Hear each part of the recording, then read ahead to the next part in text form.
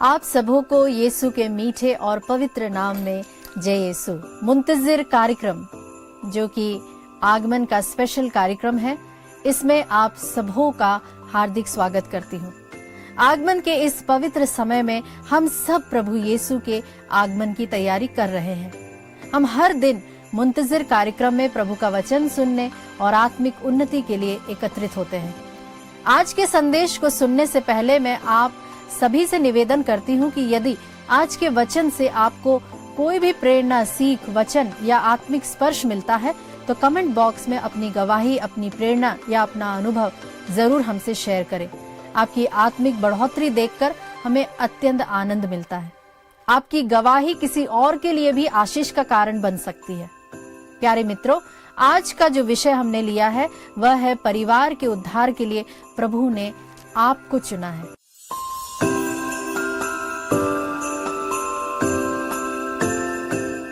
हम सभी विश्वास के अलग अलग स्तरों पर हैं।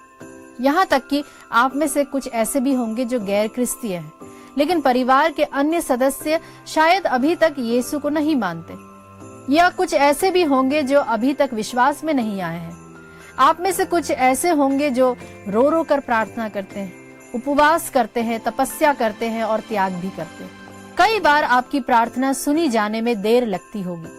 घर में विश्वास के विरोध के कारण आपको बहुत सारी कठिन परिस्थितियों, प्रतिक्रियाओं और रुकावटों का सामना करना पड़ता होगा।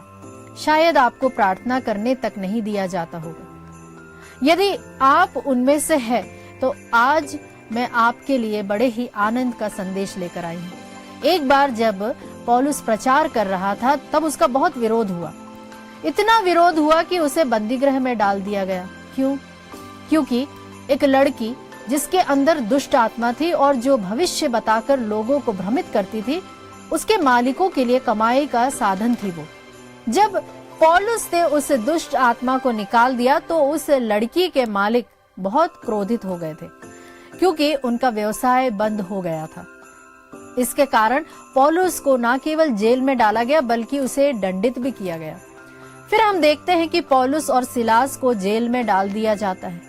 जेल में आधी रात को दोनों प्रभु की आराधना और स्तुति करने लगते हैं। अचानक वहां पर भूकंप आया और पूरी जगह हिल गई। उनके बंधन खुल गए और केवल उन्हीं के नहीं, जेल में मौजूद सभी कैदियों के बंधन खुल जाते, क्योंकि अन्य लोग दोनों की प्रार्थना और आराधना सुन रहे थे और वे भी प्रार्थना करने लगते हैं। मत्ती का सुसमाचार में प्रभु का वचन कहता है कि स्वर्ग का राज्य उस खमीर के समान है जिसे किसी स्त्री ने 3 पसेरी आटे में मिलाया और सारा आटा खमीर हो गया। इसी प्रकार जब हम आंसू बहाकर किसी आत्मा के लिए प्रार्थना करते हैं, अपने पापों का सच्चे दिल से पश्चाताप करते हैं, तो न केवल हम स्वयं उद्धार पाते हैं बल्कि जो हमारे साथ रहते हैं वे भी उद्धार का अनुभव करते हैं। जेल की देखरेख करने वाला जेलर जब उसने भूकंप देखा और कैदियों के बंधन खुलते देखा तो उसने भय में सोचा कि वह भी दंडित होगा और आत्महत्या करने ही वाला था। पर तभी पौलुस ने पुकार कर कहा, अपने आप को हानि मत पहुंचाइए, हम सब यही हैं। पौलुस की इस भलाई को देखकर जेलर को पता चल गया कि ऐसे लोग जो खुद से ज्यादा दूसरों की भलाई सोचते हैं, उनका ईश्वर कितना प्रेमी होगा। तभी वह पौलुस के सामने आकर पूछता है, उद्धार पाने के लिए मुझे क्या करना चाहिए? पौलुस ने उत्तर दिया, यदि तू यीशु पर विश्वास करेगा तो तू और तेरा घराना उद्धार पाएगा। उस यीशु को अपने दिल और परिवार में जन्म लेते हुए देखेंगे।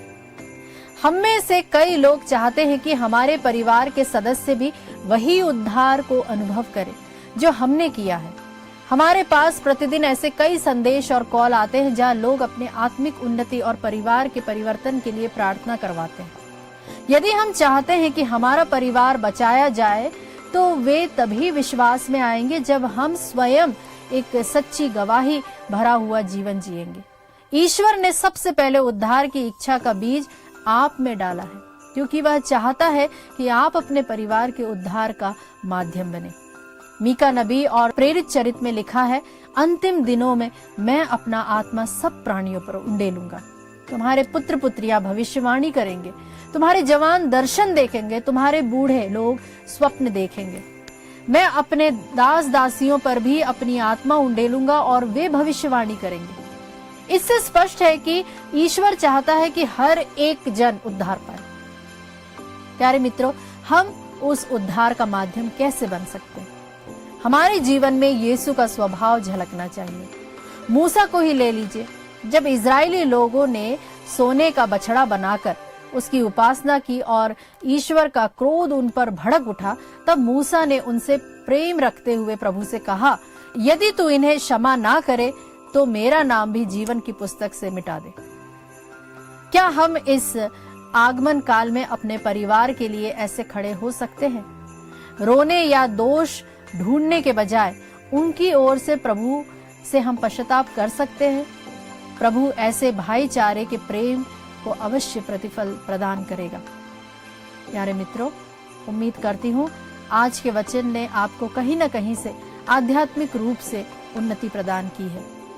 आज के आगमन प्रतीकात्मक चिन्ह के तौर पे हम लेंगे स्वर्गदूत, जो कि शांति और आनंद का समाचार लाने वाले माध्यम बनते हैं।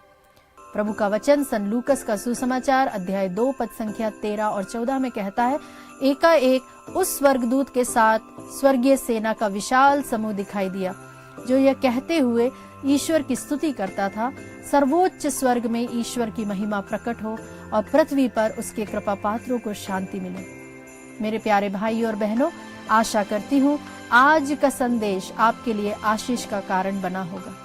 आपका दिन प्रभु के प्रेम, दया, आनंद और शांति का प्रतीक बने। यदि आज के वचन से आपको कोई भी सीख, प्रेरणा, गवाही या आत्मिक स्पर्श मिलता है तो कृपया कमेंट बॉक्स में अवश्य लिखें। आपकी आत्मिक उन्नति देखकर हमें अत्यंत हर्ष होगा। आशा करती हूँ कि आज का संदेश आपके लिए आशीष का कारण बना होगा। आपका दिन प्रभु के प्रेम, दया और आनंद का प्रतीक बने। आमीन।